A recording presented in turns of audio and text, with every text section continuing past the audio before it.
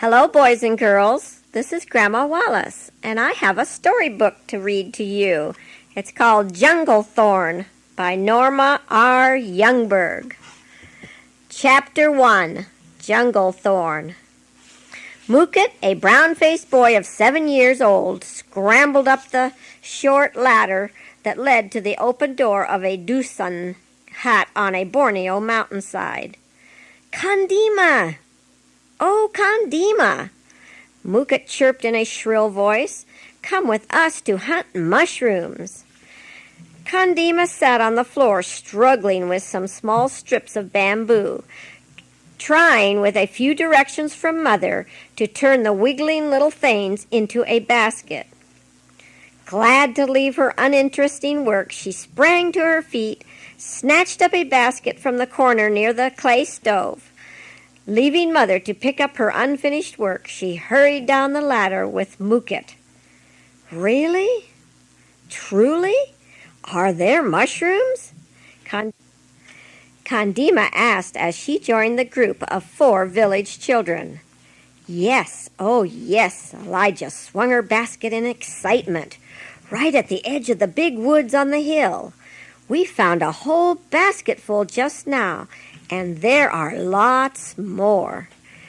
The children trooped up the hill to the edge of the jungle. Sure enough, the fat mushrooms poked their shiny, bulging tops through the soft, damp earth. Mookit ran here and there, shouting to the girls and pointing out another and then another of the big white mushrooms. The sun had been low in the western sky when they began their mushroom hunt, and because the children knew it would soon drop behind the green mountain, they worked fast. In a few minutes, each child had his basket full and heaped enough for each family to have several delicious meals. Still, the sun hung like a ball of fire over the mountain across the valley. Let's play monkey, Mookit shouted. At once, all the children set their full baskets on the grass, leaped into the edge of the jungle, and began to swing on the creepers that hung from the giant trees. If I had my father's jungle knife, Mookit sang from his lofty perch, I could cut a path into the brush. Too bad we can't get back to that big ironwood tree. Look at the rattan vines hanging from the very top. The 3 girls looked. We can't swing on rattan vines. Kondima swayed and tossed on her slender creeper. Those rattan vines have big thorns. They had played only a little while on the jungle swings when a strange noise deep in the forest startled them. Fearful that some wild animal or big snake might be close, they all scrambled through the tangled vines back to their baskets. Kondima had chosen a young and slender vine for her swing. Now in her fright, she gave it a hard jerk. It broke and threw her deep into the thick brush. A sharp pain stabbed her eye. She heard the children call, Kondima, Kondima, where are you?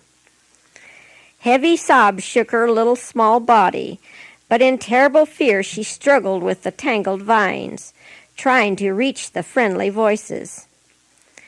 I'll just bet a geok stung her. She heard Mookit's voice. Those fuzzy white ones sting like fire.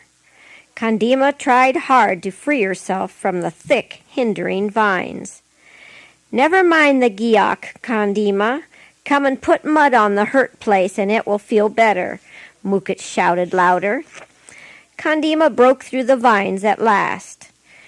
She couldn't see anything. She held her hand over her right eye and sobbed with each gasping breath. She felt Mookit beside her and heard his voice. Let's see the hurt. He tried to pull her hand away. Kondima kicked him hard in the knee, held her hand tighter over her eye, and cried louder and louder. She could open her left eye just a little now. She saw Mookit pick up her basket of mushrooms as well as his own. The 3 other children trotted down the hillside towards the village. Kondima followed as fast as she could. Her sobs had increased to loud wailing. Now the wailing became shrill, terrified screams. "Child, child, what is the matter?" Mother ran to her with baby Banny tied to her back. At the sound of Mother's kind voice, Kondima sank down to the ground. No strength remained in her arms or back, and her legs wouldn't hold her up any more. Mother drew Kondima's hand from her eye. "Adoo, Adoo, look, oh look, a big thorn has gone right into her eye." Mother began to scream much louder than Kondima had done, and all the village women came running to see the cause of such grief. "It has broken off so it can't be pulled out," Mookit's daughter cried out in terror. She bent over Kondima and turned her face up to the fading light. "Adoo, Adoo." Mookit's daughter untied Banny from Mommy's back and handed him to one of his aunties.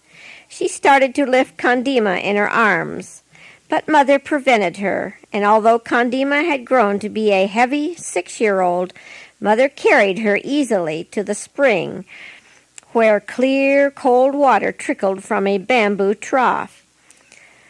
There she washed the hurt eye over and over again. The cool water felt good to Kondima, but she began to scream harder than before. "What goes on here?" Kondima knew her father's voice. He must have returned from the rice harvesting in a distant clearing. He reached for her while a dozen voices shouted exclamations. Comforted by the warm safety of her father's arms, Kondima opened her left eye. But the look on her father's face terrified her. She began to scream again. She had never seen her father look so frightened. "The thorn must be taken out," Father said through clenched teeth. "It must be taken out, but I can't see how we can do it." No one in all the crowd around him could suggest a single helpful thing, but Mookit's daughter said loudly, "Her eye will never be any good anyhow, no matter what you do." These words fell like a rain of suffering on Kondima. Just an hour ago she had been so happy. Now would she ever be like the other children again? A dark cloud of worry and sadness settled down over her. Throughout the terrible night, Kondima lay in her father's arms, sometimes sobbing, sometimes twisting with pain, but never resting. With words of love and tenderness, Father tried to comfort her, but for many days she neither slept nor ate. She drank water, large, long drinks that cooled her feverish body. Day by day she grew thinner and weaker. As the weeks went by, through the natural process of decay, the heavy thorn came away, but Kondima sensed that her injured eye had become a pitiful and repulsive sight. Later, when she grew strong enough to run about the village again, she never played with her usual gay freedom and laughter. Her left eye had grown red and painful in sympathy with the ruined right eye. Kondima had no looking-glass, but the clear pool at the spring showed her the truth. She looked in it only once. "Chaya," Mother called one day, weeks after Kondima's accident, "go to the teacher's house and ask him when the white missionary will come." Kondima loved her sister Chaya, 2 years older than she. The two girls always played and worked together, excepting when Chaya had to help Father in the rice field. Now, since Kondima's right eye had been spoiled, Mother sent Chaya on all the little errands that Kondima used to run. "Do Mother and Father feel ashamed of me?" she wondered as she watched Chaya climb up to the teacher's house. "My poor eye is worse to look at every day, she said to herself. Nobody likes to see me anymore. Chaya gets to do all the interesting things. She must even go to Teacher Dodd's house to ask about the Tuan. Kondima crawled into a dark corner by the clay stove. Chaya came back in a few minutes, and Kondima heard her tell Mother that Tuan would come to the Duran village that very evening. Come then, Mother said, we will prepare rice cakes. We must have food to set before the Tuan after his long journey up the mountain. Kondima had always looked forward to the Tuan's visits. He did not come often, but when he came, he always brought something good and interesting. Sometimes he brought bright pictures which the children could fasten to the walls of their bamboo huts. Always he brought medicine for fevers and stomach aches. He brought strange-looking pincers that could pull out teeth. Often he worked for hours pulling aching teeth from people's mouths.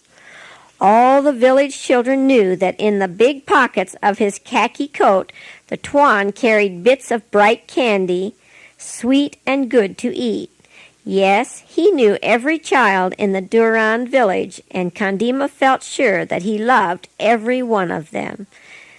Now a terrible thought crossed her mind. Would the Tuan love her still?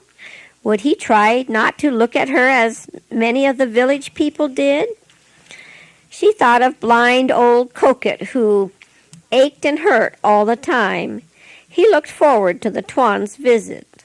Kondima knew, because she had heard him say many times, I can feel the devils go out of my bones when the Tuan puts his hands on me and rubs his strong medicine into my skin. Since old Mookit had grown blind, his eyes didn't look so nice either. Kondima thought about how Mookit still followed his heathen ways, although he wanted the Tuan's medicine so much. She thought about all the heathen in the Duran village. Only about half of the people had accepted Teacher Dodd's stories about Jesus and worshipped in the little chapel on top of the hill. Yet all of them welcomed the Tuan with joy. The blessings he brought helped everybody, Christian and heathen alike. Kondima still crouched in her hiding place. With a sad little heart she watched Mother and Chaya prepare cakes. The Tuan won't remember me, and he won't like me any more, she whispered to herself. She had just curled herself up into a miserable ball to cry when Mother called her. Kondima, where are you? Come and help us weave the little cake baskets. Dabbing at her wet cheek, she crawled from her hiding place, sat down beside Chaya on the split bamboo floor, and drew a pile of green leaves towards her. With deft fingers she plaited the 4 long strips of leaf into a tight little basket box, perfectly woven together, with long tails of green leaf to hold it by. The box could be opened just a little so washed rice could be poured into it. Chaya measured just the correct amount of rice into each little container. Mother had a big kettle of water boiling on the clay stove. Chaya tied the filled bags by their long tails in clusters of 4 or 5. She dropped them cluster by cluster into the boiling water. In a short time, the rice swelled and filled each little basket until it grew into a fat green cake. When the cakes had boiled just long enough, Chaya spread them on a big flat basket to cool. Later, grated coconut and brown sugar would be set out, and people would peel the green covering from the rice cakes and dip them in the coconut and sugar as they ate them. Kondima crept down the ladder leading from her door. She saw Mookit in his backyard tending a row of bamboo lengths leaned up against a background of glowing charcoal. Kondima knew that the bamboo joints had been filled about halfway with the sticky rice she called pulut, then covered with coconut cream. Each 2.5-foot length of bamboo had its mouth stuffed with a wad of crumpled banana leaf. "Are you making the pulut for the Tuan?" Kondima squatted down a little ways from the fire. "The Tuan likes pulut." Mookit spoke in a proud voice and lifted his nose. He turned the green sticks one by one. "My mother is making enough pulut so everyone will have plenty. My mother made enough rice cakes so all the people will have some. Chaya is grating the coconut right now." And Mookit interrupted her. "My mother learned to make this kind of cake from the old teacher who lived here before Dodd came." Mookit's words sounded big and important. "Yes, I know. Our people would never have known a lot of good things if the teachers hadn't come." Kondima looked towards the hilltop path. "The Tuan will probably not get here until evening. He's sure to be hungry." The pulut in the bamboo joints boiled and bubbled. It smelled good. Kondima could just see how the rolls of cooked pulut would look. She knew that each bamboo joint had been lined with a roll of tender young banana leaf. When the cooked pulut swelled and filled the bamboo to the very top, the charred bamboo shell would be broken away and a fine green roll would come out. Mookit's mother would slice the roll slantways, making beautiful cakes. "Oh, I just love pulut." Kondima still squatted watching Mookit at his work. "Well, if you love it so much, get over here and help me." Mookit looked cross and tired. Kondima jumped up, and together she and Mookit moved each bamboo around again and again until every joint looked black and well charred. Puffy bubbles and steam came out of the mouths, and Kondima knew that the swelled pulut filled every joint to the top. They set them on Mookit's porch in the shade to let them cool. "The Tuan is going to bring me a knife," Mookit told Kondima as they sat together on the ladder of Mookit's house. "Do you know why?" Kondima couldn't imagine any reason why the Tuan would want to bring Mookit anything at all, and she told him so. "Well, Missy," he used his finger for a knife and pretended to whittle at one of the ladder rungs. "I carried all the water from the spring for him to wash his face the last time he was here. I carried all of his tin cans away, too." Kondima felt anger swell up inside of her. "Oh, yes, that isn't true. Tuan always washed his face at the spring. I saw him. You just carried his drinking water." She sniffed with scorn. "Those tin cans had lids, didn't they? One of them is hanging back here in your kitchen. I see another on the porch behind you." Mookit wilted a little. "You wait and see, Kondima. The Tuan will bring me a knife." Kondima flung herself down the ladder and over to her own house. She couldn't help thinking what a disgusting boy Mookit had grown to be. Everyone in the village wanted the tin cans the Tuan used for his food and medicine. The village people used them for cooking and for dipping and carrying food. Why should Mookit be paid to carry them off when every person who could get one felt himself very rich? She knelt down on the mat beside baby Bani, who threw his arms up and gurgled with joy at having someone to play with. She amused the baby for a while. Then, as the sun began to sink over the western mountain, she slipped out of the house and found a comfortable spot on a big rock where she could watch the path that came out of the jungle and led down the hill into the village. The Tuan must come by that path. "They come! They come!" Mookit shouted from somewhere on the other side of the rock. "Look, the Tuan has 2 bohongans." Mookit ran up the steep hill path like a deer. Kondima knew that his mind must be reaching out towards those 2 bohongans, the bark containers in which all jungle travelers carry their baggage. Kondima wondered if Mookit's knife lay packed away in one of those bohongans. She felt the dark cloud press down over her, and her heart seemed almost too heavy to lift. She watched the happy company approach Teacher Dodd's house. Then she dragged herself home, hid under the mosquito curtain which hung over Mother's sleeping mat, and cried hot, salty, bitter tears out of her good left eye.